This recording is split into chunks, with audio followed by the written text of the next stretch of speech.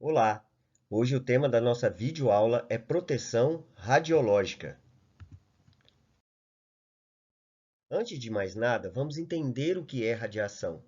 Podemos dizer que as radiações são ondas eletromagnéticas ou partículas que se propagam com uma determinada velocidade, contêm energia, carga elétrica e magnética. Podem ser geradas por grandes fontes naturais ou dispositivos construídos pelo homem. Possuem energia variável desde valores pequenos até muito elevados.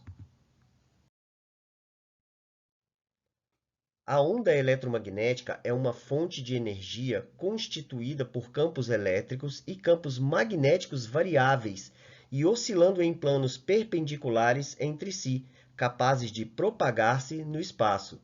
No vácuo, sua velocidade de propagação é de cerca de 300 mil quilômetros por segundo. Já a radioproteção é um conjunto de ações que visam proteger tanto as pessoas como o próprio meio ambiente de trabalho de possíveis efeitos causados pelas radiações ionizantes. Os objetivos da radioproteção são a prevenção ou redução ao mínimo os danos somáticos e degenerescências da constituição genética da população. De acordo com as recomendações da Comissão Internacional de Proteção Radiológica, os objetivos da radioproteção são a manutenção e a conservação de condições apropriadas, seguras para as atividades envolvendo a exposição humana. Todas as novas tecnologias trazem custo e também algum risco para a sociedade, e a aplicação das radiações ionizantes em contextos profissionais, como na medicina, por exemplo, não foge essa regra. Sendo uma energia em movimento e que tem o efeito de deixar ambientes e materiais eletricamente carregados, essas radiações podem prejudicar a saúde humana quando não utilizadas apropriadamente. Em geral, as atividades de proteção radiológica seguem três princípios fundamentais: a justificação, a otimização e a limitação de dose. Vamos abordá-las individualmente. A justificativa da prática e das exposições médicas individuais à radiação, pelo qual o benefício gerado pelo uso da radiação se mostre maior que os danos causados por sua aplicação. E essa justificativa para exames radiológicos deve ser feita individualmente, ou seja, considerando a necessidade de exposição e as características particulares do indivíduo envolvido.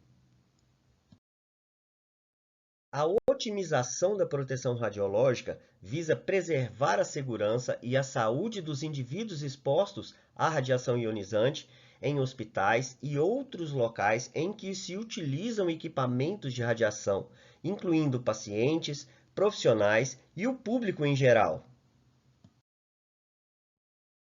Já a limitação de doses, que se aplica ao pessoal ocupacionalmente exposto à radiação ionizante e ao público em geral, mas não a pacientes, esses limites são calculados em doses anuais, considerando a grandeza das doses efetiva e equivalente o órgão do corpo humano afetado pela radiação.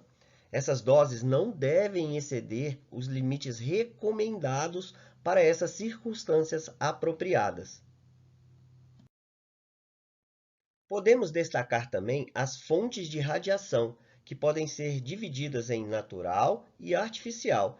Dependendo da intensidade, do tipo e da duração da exposição, a radiação pode trazer riscos à saúde.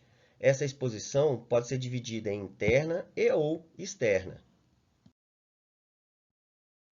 E você, sabe a diferença entre contaminação e exposição à radiação?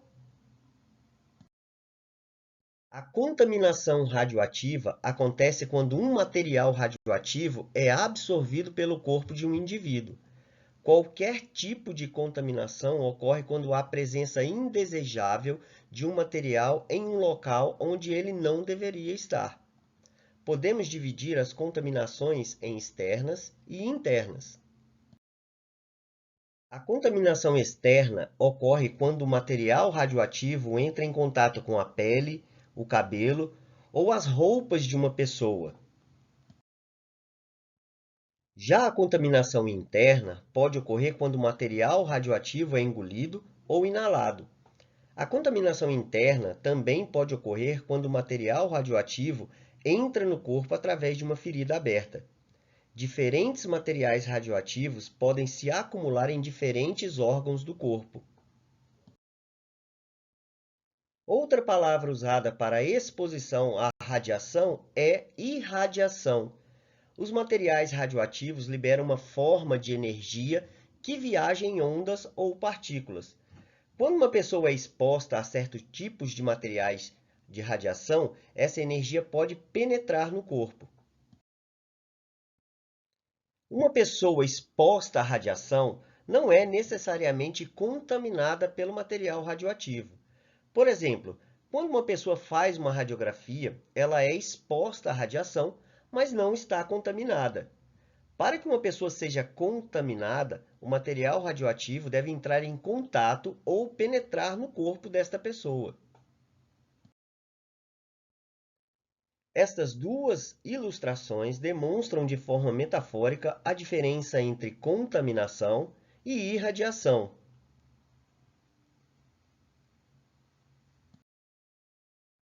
Os fatores básicos para proteção contra as fontes externas são o tempo de exposição, a distância da fonte e a blindagem. O tempo diz que a dose recebida é proporcional ao tempo de exposição e à taxa de dose, como demonstrada na fórmula abaixo, onde T é o tempo de exposição e D é a taxa de dose. A distância diz que a intensidade de radiação decresce com o quadrado da distância da mesma, ou seja, quanto maior a distância, menor a intensidade de radiação. Estas outras imagens demonstram que a proximidade da fonte de radiação tem uma intensidade maior de exposição. Outra forma de exposição externa são as blindagens. A blindagem consiste em qualquer proteção física. Já a blindagem contra a radiação, especificamente, é feita para barrar os raios do tipo ionizante, que possuem uma energia muito alta. A espessura da blindagem depende do tipo de radiação, da atividade da fonte e da taxa de dose aceitável após a blindagem. Um dos materiais mais conhecidos utilizados na blindagem contra a radiação é o chumbo.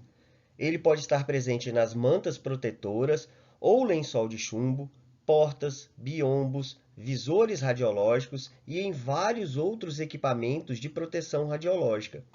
O ferro e o concreto também podem servir de barreira para os raios ionizantes. O fator da blindagem contra a radiação deve ser determinado através do cálculo de blindagem, que é capaz de medir a dose emitida pelos aparelhos em uma sala. A radiação pode provocar basicamente dois tipos de danos ao corpo. Um deles é a destruição das células com o calor, e o outro consiste numa ionização e fragmentação das células. O calor emitido pela radiação é tão forte que pode queimar bem mais que a exposição prolongada ao Sol. A ionização e fragmentação celular implicam em problemas de mutação genética durante a gestação de fetos, que nascem prematuramente ou, quando dentro de um período de 9 meses, nascem com graves problemas de má formação. Na monitorização, a dosimetria individual ou dosimetria pessoal é um procedimento de proteção radiológica que visa preservar a saúde de trabalhadores e minimizar os riscos derivados do uso de radiação ionizante. Os objetivos da monitoração são garantir que a exposição a que estão sujeitos os trabalhadores seja menor razoavelmente possível e garantir que os limites de dose não sejam superados. Ou seja, a monitoração pessoal visa estimar a dose recebida pelo trabalhador durante as suas atividades que envolvem radiações ionizantes.